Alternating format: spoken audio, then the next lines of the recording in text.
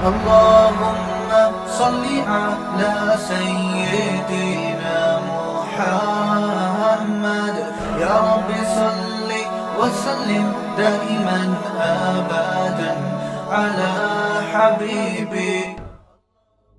مفتی صاحب ہمارے پیارے نبی صلی اللہ علیہ وسلم کا ذریعہ معاش کیا تھا آخری وقت تک؟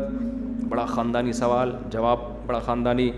آپ صلی اللہ علیہ وسلم نے فرمایا اللہ نے مجھے 7 چیزوں پر پچھلے پیغمبروں پر فضیلت دی ہے. یہ ایسا سوال کیا نا کہ 1.5 گھنٹے کا اس کے جواب میں مزیدار بیان ہو جائے گا. چھوٹے جواب میں مزہ نہیں آئے گا. اب میں کر دیتا ہوں، 1.5 گھنٹے کا نہیں، تھوڑی دیر کا کروں گا. آپ آپ نے گھبرانا نہیں ہے. وہ کیا تھا؟ سب سے پہلے آپ نے گھبرانا نہیں. تو دیکھو، اسلام چونکہ آخری مذہب ہے اور محمد صلی اللہ علیہ وسلم آخری نبی ہیں. آپ کے بعد کوئی نبی نہیں آئے گا، اس لیے آپ کو ٹائم کم دیا گیا. عمریں اس زمانے میں وہی 60-70 ہوتی تھی. اگر نوح علیہ السلام کے دور میں آپ آتے تو 1000 سال ملتے آپ کو. آپ صلی اللہ علیہ وسلم جس دور میں آئے اس میں عمریں 60 سے 70 کے درمیان، یہ ایوریج ایج تھی. 40 سال کے بعد پیغمبروں کو نبوت ملا کرتی ہے، تو 63 سال ایوریج ایج میں آپ کی ڈیتھ، انتقال ہوا آپ صلی اللہ علیہ وسلم کا. تو 40 سے 63 کے درمیان ٹائم آپ کو کتنا دیا گیا؟ صرف 23 سال. موسیٰ علیہ السلام کو 1000 سال دیے گئے. کام صرف یہ والی قوم آپ کے ذمے ہے.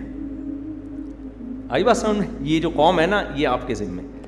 حضرت عیسیٰ علیہ السلام کو عمر دی گئی، کام کیا ہے؟ صرف بنی اسرائیل. موسیٰ علیہ السلام کو صرف بنی اسرائیل. ہمارے نبی کو صرف کتنے سال دیے گئے؟ 23 سال. کام کیا ہے؟ ساری دنیا کے سارے انسان قیامت تک. اس سے بڑا کوئی کام ہو سکتا ہے؟ اس کے لیے ٹائم انتہائی شارٹ. آپ کہیں گے اس میں اس سوال کا جواب کہاں ہوگا؟ جواب آ رہا ہے. تو ٹائم کیا دیا گیا؟ بہت زیادہ، 23 سال. سوری، ٹائم بہت کم دیا گیا، کام بہت زیادہ. وجہ اس کی یہ تھی، یعنی اس کے لیے یہ ضروری تھا کہ آپ کی دعوت کے پیچھے تلوار بھی ہو. پیغمبروں نے دعوت دی، ایمان لے آئے، ٹھیک ہے. نہیں لائے، حکومت کی تم لوگوں نے، ٹھیک ہے جی. بہت سے لوگوں نے پیغمبروں کو ہی شہید کر دیا. حدیث میں آتے ایسے ایسے پیغمبر بھی دنیا میں آئے اور ایک آدمی مسلمان نہیں ہوا کہ ان کو شہید کر دیا گیا. ہمارے نبی کو اللہ نے جہاد کا ایک کام دیا کہ آپ جب دعوت دیں گے نا تو اس دعوت کے پیچھے کیا ہے؟ تلوار ہے. وہ تلوار کافر کو مسلمان بنانے کے لیے نہیں ہوگی. سمجھ میں آ رہی ہے بات؟ یہ تو قرآن میں صاف طور پہ لا اکراہ فی الدین، دین میں زبردستی نہیں ہے. وہ طاقت ان ظالم اور جابروں کی حکومت ختم کرنے کے لیے ہوگی جو اللہ کے نظام کے علاوہ کوئی اور نظام دنیا میں چلا رہے ہیں. نظام صرف کس کا ہوگا؟ اللہ کا. سسٹم کس کا چلے گا؟ اللہ کا. لوگ کہتے ہیں نا محمد بن قاسم معاذ اللہ لٹیرا تھا، ادھر آ کے اس نے یہ کیا، لوٹ. ایسا کچھ بھی نہیں ہے. محمد بن قاسم کی ہسٹری پڑھیں. ہندو اب تک یاد کرتے تھے اس کو، اس کی تصویریں. مسلمان تصویریں نہیں بناتے تھے، محمد بن قاسم کی ملتی ہیں. ہندوؤں نے پوجا شروع کر دی تھی اس کی. وجہ کیا تھی کہ ہندوؤں کا جو اس وقت راجہ داہر تھا وہ ظالم تھا.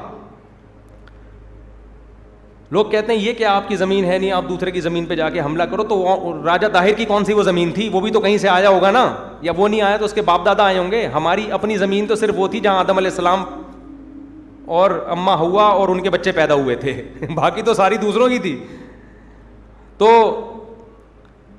اسلام نے رسول اللہ صلی اللہ علیہ وسلم کو تلوار دے کے بھیجا. یہ حدیث میں آتا ہے کہ اب آپ نے 23 سال کے عرصے میں قیامت تک، تو اب اس دعوت کے پیچھے کیا ہے؟ تلوار. کہ حکومت ظالم اور جابر کی برداشت نہیں ہوگی. جو اس راستے میں آئے گا اس کو ہٹایا جائے گا. تو اس کے لیے ضروری تھا کہ آپ کو تلوار استعمال کرنے میں رائٹس زیادہ دیے جاتے، حقوق زیادہ دیے جاتے. اس کی میں ایک مثال دیتا ہوں، پھر بڑا مزہ آئے گا انشاءاللہ. صلو علی الحبیب. تو وہ جو ہے نا حضرت ابو سفیان رضی اللہ تعالی عنہ اسلام قبول نہیں کر رہے تھے. وہی کیا سوچتے تھے کہ اگر اسلام برحق ہے نا تو اللہ اس کو ہم پہ غالب کرے گا, زمین تو ہمارے پاس ہے, تو اگر اسلام برحق ہے تو اللہ اسلام کو غالب کرے گا. مکہ فتح ہوا اور حضرت ابو سفیان مسلمان ہوئے. انہوں نے کہا کہ اور بہت سارے صحابہ ہیں, کعب بن زہیر رضی اللہ تعالیٰ عنہ.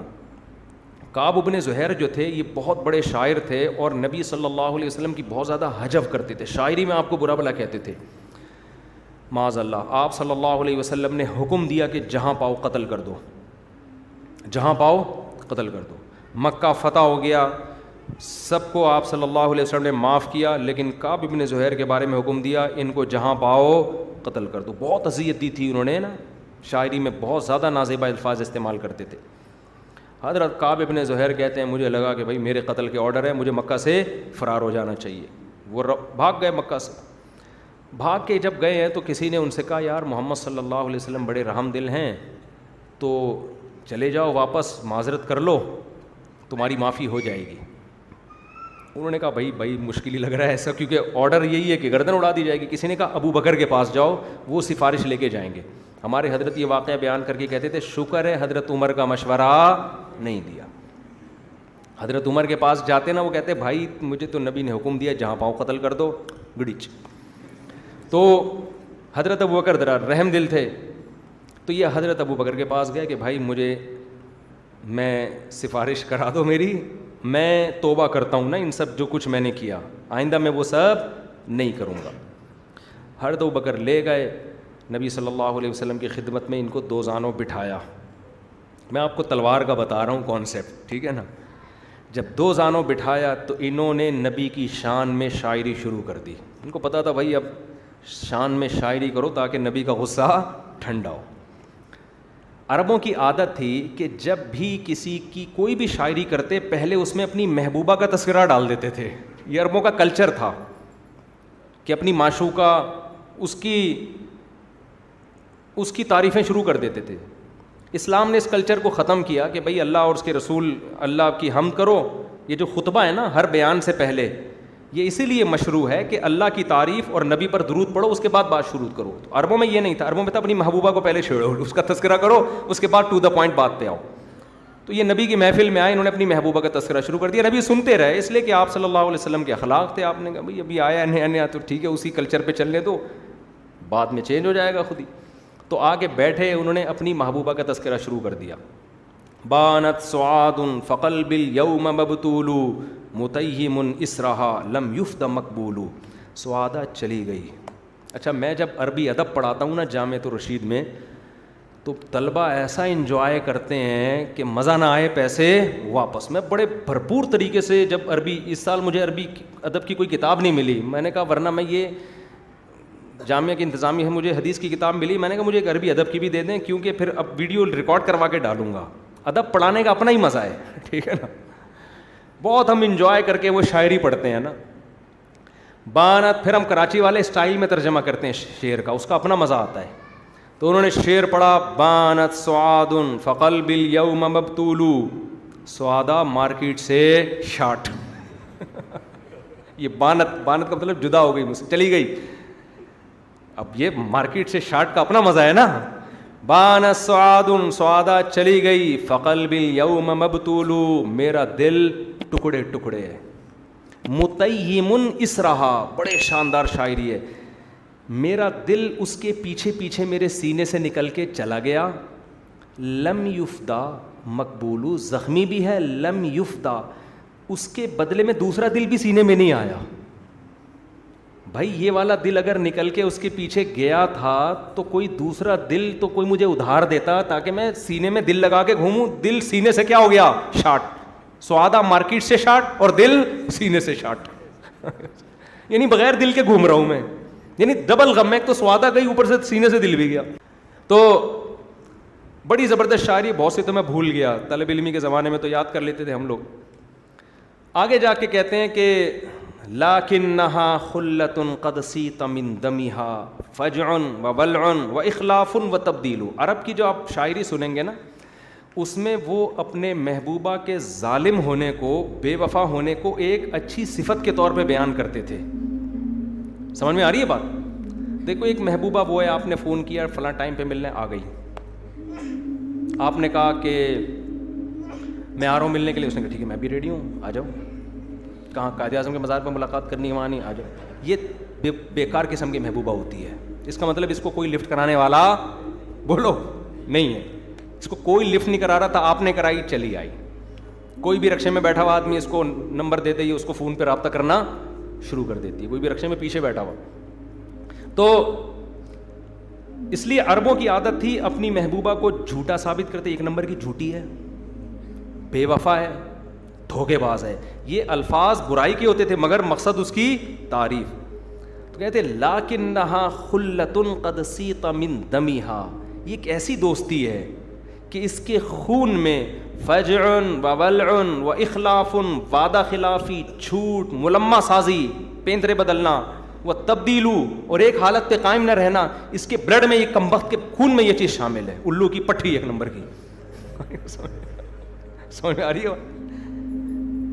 یعنی اور کہہ رہے ہیں کہ یار یہ پہلی دفعہ نہیں ہوا کہ میں ادھر آیا اور مارکیٹ سے شارٹ, اس کے تو بلڈ میں یہ چیز شامل ہے.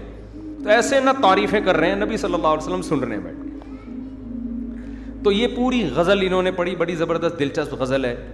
وہ پڑھنے کے بعد پھر یہ آئے اپنے اصل ٹاپک پر کہ اب میں اصل شاعری شروع کرتا ہوں, اور پیغمبر صلی اللہ علیہ وسلم کی تعریف میں جو پہلا شعر کہا انہوں نے, ہمارے نبی کو اتنا جوش آیا کہ آپ نے اپنی چادر اٹھا کے فوراً ان کو ہبا کر دی, جو آپ نے پہنی ہوئی چادر تھی فوراً ان کو گفٹ کر دی. کہاں تھوڑی دیر پہلے آرڈر تھا گردن اڑا دو, اور یہاں آپ کو اتنا مزہ آیا آپ نے اپنی چادر اتاری. اس زمانے میں 2 چادریں ہوتی تھی, ایک تہبند اور ایک اوپر والی چادر آپ نے اٹھا کے ان کو گفٹ کر دی, جو پھر بہت عرصے تک ان کے پاس رہی, ان کی نسلوں میں چلی وہ چادر. وہ شعر کیا تھا, ان الرسول لسیف یستضاء بہ مہند من سیوف اللہ مسلول. اپنے اسلام کو ظاہر کیا انہوں نے کہ محمد صلی اللہ علیہ وسلم اللہ کی تلواروں میں سے ایک تلوار ہیں, ہندی تلوار ہیں. من سیوف ان الرسول لسیف یستضاء بہ, محمد صلی اللہ علیہ وسلم ایک ایسی تلوار ہیں جس کے ذریعے ایمان اور ہدایت کی روشنی پوری دنیا میں پھیل رہی ہے. جس کا یعنی میں بھی اس کا ایک اظہار کر رہا ہوں کہ مجھے جو ہدایت ملی ہے یہ تلوار سے ملی ہے, صحیح ہے نا. اس روشنی سے میں نے بھی فیض حاصل کیا, یعنی تلوار سے مجھے سمجھ میں آ گیا کہ یہ کیا ہے, برحق ہیں, ورنہ اتنے تھوڑے لوگوں کو اللہ تھوڑی غلبہ دیتا. ہم نے تو ساری زندگی مخالفت میں گزار دی, آج ہمیں اندازہ ہوا نہیں بھائی یہ پیغمبر کے ساتھ کون ہے, اللہ ہے. تو یہ ایک ایسی تلوار ہے, تلواروں سے خون خرابہ ہوتا ہے, لیکن اس تلوار سے خون خرابہ نہیں ہو رہا, یستضاء بہ, اس سے روشنی اور نور کی کرنیں پوری دنیا میں پھیل رہی ہیں, جس کا اظہار ایک مظہر میں بھی ہوں. آگے کہتے ہیں مہند من سیوف اللہ, ہندی تلوار, ہندوستان سے اس زمانے میں بڑی اچھی تلواریں آیا کرتی تھیں. من سیوف اللہ, اللہ کے پاس بہت ساری تلواریں ہیں نا, ان میں سے ایک تلوار ہے محمد. اللہ نے بھی تلوار رکھی ہوئی اپنے پاس کہ جو تمیز سے نہ مانے اس کو کس سے سمجھاؤ, تلوار سے سمجھاؤ. تو وہ ایک تلوار محمد صلی اللہ علیہ وسلم بھی ہے. مسلولو, اور کہا آپ کی کوالٹی یہ کہ آپ نیام سے نکلی ہوئی تلوار ہیں. سمجھ میں آ رہی ہے بات؟ نیام سے نکلی ہوئی اور لہراتی ہوئی جو تلوار ہے اس کا روب دبدبہ الگ ہوتا ہے, نیام میں موجود تلوار کا روب الگ ہوتا ہے. تو لیکن آپ اتنا خوش ہوئے نا, آپ کو اتنا اچھا لگا, آپ نے اپنی چادر اٹھا کے ان کو دے دی. ایسے بھی واقعات ہوئے, نبی نے کسی کے قتل کا حکم دیا, وہ نبی کے پاس آئے, اٹھ کے چلے گئے, آپ نے قتل نہیں کیا. تو آپ نے صحابہ سے کہا تم نے اسے قتل کیوں نہیں کیا؟ صحابہ نے کہا یا رسول اللہ آپ آنکھ سے اشارہ کر دیتے. آپ نے فرمایا نبی کی آنکھ کبھی خیانت نہیں کرتی. لیکن یہ جو آئے ہیں نا, ان کے بارے میں نبی نے یہ نہیں کہا کہ تم نے ان کو قتل کیوں نہیں کیا, میرے آرڈر کا انتظار کیوں کر رہے تھے. نہ اتنا یہ شعر سن کے آپ کو اتنا خوش ہوئے کہ بھائی قتل تو دور کی بات, یہ قمیض یہ اربوں کھربوں روپے کی, اس کی جتنی ویلیو لگائی جائے کم ہے. یہ تمہیں کیا ہے, تم نے میری ایسی تعریف کر دی کہ مجھے اتنی خوشی ہوئی ہے کہ میرا دل چاہتا ہے میں تمہیں گفٹ کروں سب سے قیمتی تحفہ. میں سمجھتا ہوں اس وقت اس زمانے میں اس سے قیمتی تحفہ کوئی بھی نہیں تھا. تو آپ کو تلوار کہنے میں اتنا مزہ آیا کہ مجھے کیا کہہ دیا, سمجھ میں آ رہی ہے بات, تلوار کہہ دیا. اب اس میں غیر مسلم اعتراض کرتے ہیں ہم تو پہلے ہی کہہ رہے تھے اسلام دہشت گردی سے پھیلا ہے, اسلام تلوار سے پھیلا ہے, تمیز تو ہے ہی نہیں مسلمانوں کے پاس. بھائی قرآن میں یہ بھی انک لعلی خلق عظیم, آپ کے اخلاق کیا ہیں, سب سے بہتر. لیکن اخلاق کی ڈیفینیشن کیا ہے؟ جس وقت تلوار کا موقع ہو تلوار استعمال کرنا, جس وقت میٹھی زبان کا موقع ہو میٹھی زبان. جہاں تلوار کا موقع ہے آپ میٹھی میٹھی باتیں کرنے, ایک آدمی آ کے کہتے ہیں میں آپ کی بیوی کو چھیڑنا چاہتا ہوں, آپ کہتے ہیں کائنڈلی آپ ایکسکیوز می سر پلیز یہ کام نہ کریں. کہتے ہیں نہیں اگر میں چھیڑ لیا دیکھو نا, آپ کہتے ہیں دیکھیں ایکسکیوز دوبارہ کیا نا اچھا نہیں ہوگا. یہ اب یہ اخلاق ہے بغیرت ہے یہ. ایسے موقع پہ کیا ہے, مکہ ہے بھائی. ایسے موقع پہ مکہ لگانا اس کی علامت ہے کہ آپ انتہائی با اخلاق. اور ایسے موقع کہ کوئی آپ کے مکے کی تعریف کرے, آپ کا خوشی سے دل باغ باغ, آپ کو وہ کہے گا نا کہ یار میں تیری دیکھو یار اس دن ایک آدمی تیری بیوی کو چھیڑنے آیا تھا, تو نے جو چمبا لگایا نا مزہ آ گیا. تو آپ یہ نہیں کہو گے اچھا میں مکے میں بد اخلاق ہوں, یہ نہیں کہو گے. آپ کہو گے تھینک یو ویری مچ یار, اس مکے میں اتنا مزہ نہیں آیا جتنا تو نے جو میری غیرت کی تعریف کی ہے نا اس میں جو مزہ آیا, خدا کی قسم ہٹو بچو ہو گیا. یہی کہو گے کہ نہیں کہو گے؟ یہی بات ہی ہے یہاں پہ. ہمارے نبی کے تو اخلاق سیرت کی کتابوں میں بھرے ہوئے ہیں. یہ بھی تو اخلاق تھے کہ اتنے بڑے مجرم کو معاف کر دیا آپ نے. لیکن ساتھ ساتھ اس اخلاق کے ساتھ اس غیرت میں تلوار بھی شامل ہے کہ مسلمان اتنے یقیناً میٹھے ہیں, اتنے میٹھے نہیں کہ ہڑپ کر جاؤ. سمجھ میں آ رہی ہے بات؟ میٹھے ہیں اتنے نہیں کہ ہڑپ کر جاؤ, کڑوے ہیں اتنے نہیں کہ تھوک دو. ہم بیلنس ہیں. میں سمجھا پا رہا ہوں اپنی بات؟ ہم کسی سے پنگے بازی کے قائل نہیں ہیں. دیکھو رسول اللہ صلی اللہ علیہ وسلم نے فرمایا لا تتمنوا لقاء العدو, دشمن سے لڑائی کی امیدیں, لڑائی کی تمنا مت کیا کرو. کیا مطلب؟ اسلام میں اصل تلوار نہیں ہے, یہ پیغمبری کی تعلیمات ہیں. یہ کوشش نہ کیا کرو کہ تلواروں سے جنگ ہو, اللہ سے عافیت طلب کرو, جنگ کو ٹالنے کی کوشش کرو. وَإِن جَنَحُوا لِلسَّلْمِ فَاجْنَحْ لَهَا, قرآن کیا کہتا ہے؟ اگر یہ صلح کی طرف آئیں تو تم بھی صلح کے لیے جھک جاؤ. خون خرابہ نہیں چاہتا اسلام. لیکن اسلام میں پھر دوسرا پہلو بھی ہے کہ آپ نے فرمایا اگر پھر بھی تمہیں لڑائی میں جھونک دیا جائے تو آپ صلی اللہ علیہ وسلم نے فرمایا وَاعْلَمُوا أَنَّ الْجَنَّةَ تَحْتَ ظِلَالِ السُّيُوفِ, جان لو کہ جنت تلواروں کے سائے میں. جو گھمسان کی جنگ میں تم گھسو گے نا تو جنگ میں نہیں گھس رہے, جنت کی چھاؤں میں داخل ہو رہے ہو تم. جنت ملے گی وہاں, مختصر طریق الجنہ ہے وہ.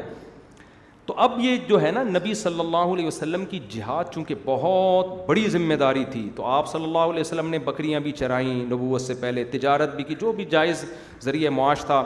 لیکن نبوت کے بعد آپ صلی اللہ علیہ وسلم کو جو کام دیا گیا وہ دعوت اور تبلیغ کا. تو اللہ نے آپ کے ذمے لگایا کہ نحن نرزقک, اے نبی اب رزق کی فکر آپ کو نہیں کرنی. اب آپ نے تجارت اور آپ نے کاروبار بزنس یہ کچھ بھی نہیں, اب رزق کس کے ذمے ہے؟ ہمارے ذمے. کیا مطلب؟ معاذ اللہ کیا لوگوں سے مانگنا ہے؟ معاذ اللہ نہ, ہمارے نبی نے اپنی ذات کے لیے کبھی کسی کے سامنے ہاتھ نہیں پھیلایا. بس اب یہ کس کے ذمے ہے؟ میرے ذمے.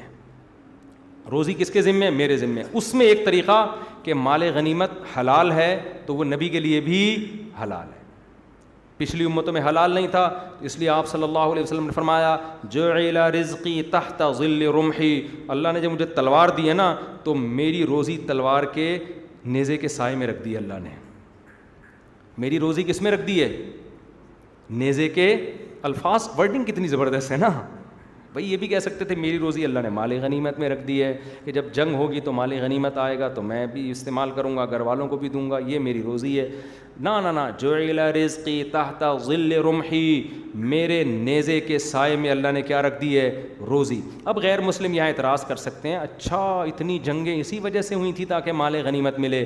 بھائی اگر نبی صلی اللہ علیہ وسلم کی طبیعت میں نقل کفر نباشت لالچ ہوتی نا کہ جنگ اس لیے کی کہ آپ کو مال غنیمت ملے, تو آپ صحیح احادیث اٹھا کے دیکھیں جتنا نبی کے حصے میں مال غنیمت آتا تھا, صبح آتا تو شام ہونے سے پہلے سارا صدقہ ہو جاتا تھا, شام کو آتا تھا صبح ہونے سے پہلے سارا صدقہ ہو جاتا تھا. آپ صلی اللہ علیہ وسلم نے اپنے لیے جو لائف اسٹائل اور طرز زندگی انتخاب کیا وہ یہ کہ مال رکھنا نہیں ہے. یہی وجہ ہے کہ 40 دن گھر میں چولہا نہیں جلتا تھا. یہاں تک کہ آپ کی ازواج پریشان ہو گئیں کہ اس غربت میں ہم سے نہیں رہا جا رہا, آپ ہمیں حصہ دیں, ہمیں مال دیں. تو نبی نے کیا فرمایا کہ میرے لیے اللہ نے اسی غربت کو پسند, یعنی اللہ نے تو نہیں, میں نے خود اپنے لیے اس غربت کو پسند کیا ہے. اللہ نے تو آپ کو اختیار دیا تھا. تو اگر اسی غربت میں رہنا چاہتی ہو تو رہو, نہیں رہنا چاہتی تعالینا امتعکن واسرحکن سراحا جمیلا, میں تمہیں رخصت کرتا ہوں, کہیں اور نکاح کرو, وہاں تمہیں پیسے ملیں گے. تو انہوں نے کہا نہیں بھی ہم اسی غربت میں آپ کی زوجہ بن کے رہنا چاہتے ہیں. تو نبی کی سیرت بتاتی ہے کہ آپ صلی اللہ علیہ وسلم کی طبیعت میں لالچ کا عنصر نہیں تھا. باقی اللہ نے آپ کے پھر بھی جو اللہ نے رزق دیا آپ کو, بے شک وہ صدقہ کر دیا, وہ تلوار کے سائے میں یہ بتانے کے لیے کہ اسلام میں جہاد کی اہمیت کم نہیں ہے. ہمارے نبی کی جو سورس آف انکم تھی وہ کیا تھا؟ جہاد. یہ فخر کی بات ہے. تبھی تو آپ خوش ہوئے تلوار جب صحابی نے تعریف کی, آپ اتنا خوش ہوئے کہ جو میں ہوں ویسے ہی تم نے مجھے صحیح طور پہ میری تعریف کی ہے تم نے, سمجھتے ہو. تو ٹائم کم تھا نا, اس لیے اس کے پیچھے تلوار ہے کہ اب ابو جہل کو سمجھا دیا 13 سال تمیز کا انسان بن جا, نہیں بن رہا تو بدر میں چلو بھائی ٹھیک ہے نا, کام تو آگے بڑھنا ہے. یہی تھوڑی کہ اب سارے دن زندگی ابو جہل سے ہی نمٹتے رہیں گے بیٹھ کے, کیا خیال ہے بھائی؟ اب یہی تھوڑی کہ پوری عتبہ ابن شیبہ اور وہ جو بڑے بڑے غیر مسلموں کے سردار تھے کچھ کرنے ہی نہیں دے رہے تھے نا. وہ احد کی لڑائی, یہ سارے حملے تو مشرکین نے کیے تھے پہلے. تو احد کی لڑائی ہے, غزوہ خندق ہے, تو سارے وہی کر رہے ہیں. تو بھائی ہمیں تو کچھ کرنے ہی نہیں دے رہے تم, تو پھر تلوار اٹھائی ہے نبی صلی اللہ علیہ وسلم نے. اور آپ نے جب یہ غزوہ خندق آخری لڑائی تھی جس میں مشرکین نے حملہ کیا تھا, وہ جب حملہ ناکام ہوا تو آپ نے فرمایا اب ہم پہل کریں گے, ٹھیک ہے نا. اب کون کرے گا؟ ہم پہل کریں گے. اب ان میں دم نہیں ہے. پھر نبی نے پہل کی اور مکہ فتح ہوا. پھر جو ہوا ہے, کیونکہ صلاح الدین ایوبی کا مشہور قول ہے کہ میں نہیں جانتا کہ اسلام تلوار سے پھیلا یا اخلاق سے. اتنی بات ضرور ہے کہ کسی بھی قوم کو اپنے دفاع کے لیے تلوار اٹھانا ضروری ہے. جس قوم کے پاس تلوار نہیں ہے وہ قوم دنیا میں باقی نہیں رہتی. ہمارے پاس ایٹم بم ہے جس کی وجہ سے آج پاکستان بچا ہوا ہے, اور ہمارے پاس اس کے علاوہ فخر کی کوئی چیز نہیں ہے. حقیقت ہے. اب ہم ترکی گئے, لوگوں نے کہا آپ کے پاس کیا ہے؟ میں کہوں ہمارے پاس زرداری ہے, ہمیں بلاول بھٹو ہے. لوگ بڑے واہ, ہمارے پاس عمران خان ہے, ہمارے پاس نواز شریف ہے, ہمارے پاس. ان میں سب میں اختلاف ہے نا. کوئی زندہ باد کہے گا, کوئی مردہ باد کہے گا. تو کوئی بھی ایسی چیز نہیں اس پر ہم پبلکلی جو ہے نا وہ فخر کر سکیں یا من حیث القوم فخر کر سکیں. آخر میں ایک ہی چیز رہ جاتی ہے, ہمارے پاس بم ہے, تمہارے پاس ہے نہیں, ہمارے پاس نہیں. جاؤ اپنا کام کرو, شاباش. جلدی سے نکلے, باتیں کر رہے ہیں یہ آرمی وہ. بہت لوگ پھینکتے ہیں نا, میں باہر جاتا ہوں نا تو یہی ہوتا ہے. ملیشیا والے ہمارے سڑکیں دیکھو, وہ ہم ملیشیا میں نا سڑکیں دیکھو, اور یہ آپ بھی سیکھ لو مجھ سے تاکہ شرمندہ نہ ہو, شرمندہ نہ ہوا کرو. تو ہمیشہ شرمندہ کرنا سیکھو. آپ بھی یہ سیکھ لو ہم سے. کہیں بھی دنیا میں باہر جاؤ, لوگ کہتے تمہارے پاس ڈالر دیکھو کہاں جا رہا ہے, کرپشن دیکھو, ہمارے پاس سڑکیں. دبئی والے کیا کرتے ہیں, ہماری بلڈنگیں. وہ ایک لطیفہ سنا دوں چھوٹا سا. وہ ایک پاکستانی بیٹھا ہوا تھا اور ایک امریکی اور ایک روسی. روسی نے کہا ہمارے ملک کی جو سمرین ہیں بالکل سمندر کی تہہ سے لگ کے چلتی ہیں. وہ دونوں بڑے شرمندہ ہوئے, بالکل تہہ سے. اس نے کہا تھوڑا سا اوپر. خیر دونوں بڑے شرمندہ ہوئے کہ یار ہماری تو بہت اوپر چلتی ہیں. امریکن نے بولا ابے تم سمرینوں کی بات کرتے ہو, ہمارے جو ہوائی جہاز ہیں آسمان کی چھت سے چپک کے چلتے ہیں, اتنے اوپر ہیں. اس نے کہا دونوں نے کہا بالکل اوپر, کہنے تھوڑا سا نیچے. پاکستانی بیچارہ بہت شرمندہ ہوا کہ ہمارے پاس کیا چلتا ہے بھائی. پاکستان نے کہا ہمارے ہاں لوگ ناک سے کھانا کھاتے ہیں. نے کہا بالکل ناک سے, کہا تھوڑا سا نیچے. ٹھیک ہے نا, مطلب یہ ہے کہ تھوڑا سا نیچے کر دیا تو بالکل آسمان تو نہ رہا نا. اب تھوڑا سا پتہ نہیں تمہارا تھوڑا سا کتنے ارب کلومیٹر ہو. تو شرمندہ ہونے کی بالکل ضرورت بولو نہیں ہے. تو اب ملیشیا جاؤ, ملیشیا والے کہتے ہیں ہماری سڑکیں. دبئی جاؤ, دبئی والے کہتے ہیں ہماری بلڈنگیں اور امن بزنس. پورٹ پہ دیکھو نا ان کے کیسے جہاز آ کے لگتے ہیں اور کیا بزنس اور گولڈ کی دکانیں, سب چیزیں وہ بتاتے ہیں. آپ ان سے بولو گے بم ہے, تمہارے پاس بم ہے, وہ کہیں گے نہیں, یہ نہیں ہے, کہ ہم لوگ کے پاس نا بم ہے, ایٹم بم ہے, شب برات کے پٹاخے نہیں ہوتے ہم لوگ کے پاس, ہم لوگ کے پاس کیا ہے, ایٹم بم. اس کے بعد وہی لطیفہ ہو جائے گا, 2 آدمی ٹرین میں سفر کر کے جا رہے تھے, ایک سامنے اور ایک ادھر, دونوں کی بڑی بڑی مونچھیں. ایک نے دوسرے سے پوچھا تیرے کتنے بچے ہیں, اس نے مونچھوں کو تاؤ دیا نا, اس نے کہا 18 بچے, ایسے مونچھوں کو تاؤ. اس نے کہا تیرے کتنے, اس نے کہا 24. پہلے والے نے کیا کیا, اپنی مونچھیں واپس, ٹھیک ہے نا. تو جب بھی کوئی مونچھوں کو تاؤ دینا ہو, ہمارے ملک میں یہ, ہمارے, آپ بولو بم ہے, کیا کہ نہیں کہہ رہا ہمارے پاس بم ہے, پتلی گلی سے نکل آئندہ. بم بم ہوتا ہے بھائی, کیا خیال ہے, بم کیا ہوتا ہے, بم بم ہے. تبھی تو دنیا پہ پابندیاں لگا رہی ہے کہ بم ہمارے حوالے کرو. ہم کہتے ہیں بم نہیں ملے گا, جو چاہے لے جاؤ.